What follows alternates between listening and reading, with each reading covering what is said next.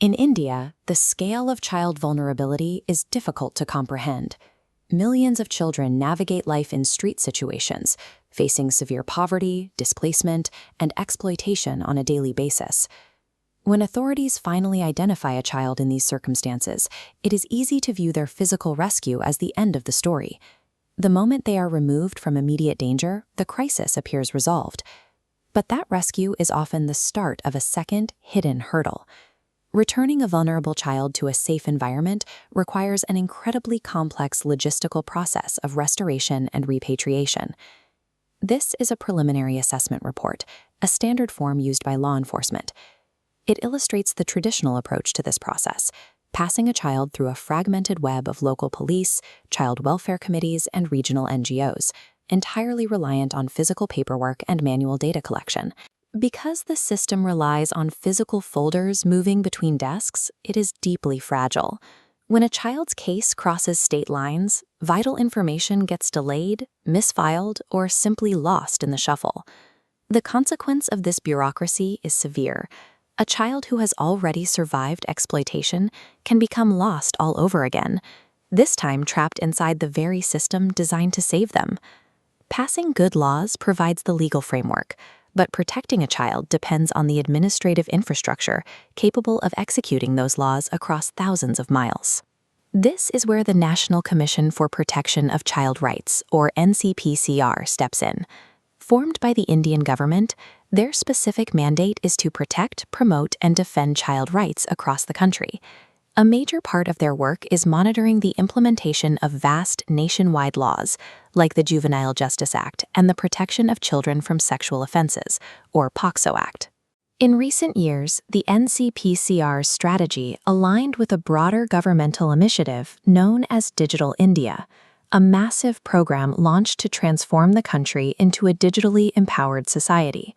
By applying this digital mandate to child welfare, the government began replacing fragmented paper trails with centralized digital safety nets. An early example is the Bal Swaraj portal. This system was developed for online tracking and real-time monitoring of specific, highly vulnerable groups, namely children in street situations and those who lost their parents to COVID-19. Introducing a centralized digital network strips away the bureaucratic anonymity where these cases traditionally stalled or vanished. Every update is logged, and every delay is visible. To tackle the specific crisis of child repatriation, the NCPCR developed a dedicated platform known as the GHAR portal, which stands for Go Home and Reunite. The core shift is significant. Instead of isolated physical files, officials input data into a unified digital footprint. The portal tracks the restoration process across state borders in real time. This transparency forces accountability. If a transfer stalls, the system flags the delay, preventing neglected cases. The system also integrates specialized modules, like POCSO tracking, to ensure transparent monitoring and timely rehabilitation for survivors of severe abuse.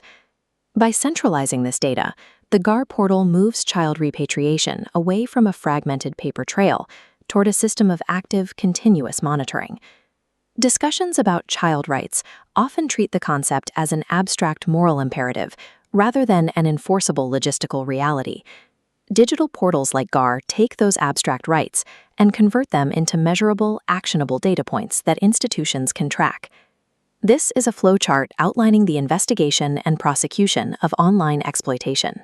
Historically, the intersection of Kindred and technology has focused almost entirely on cybercrime, monitoring search engines, reporting offensive material, and shielding kids from digital threats. GHAR flips that dynamic entirely.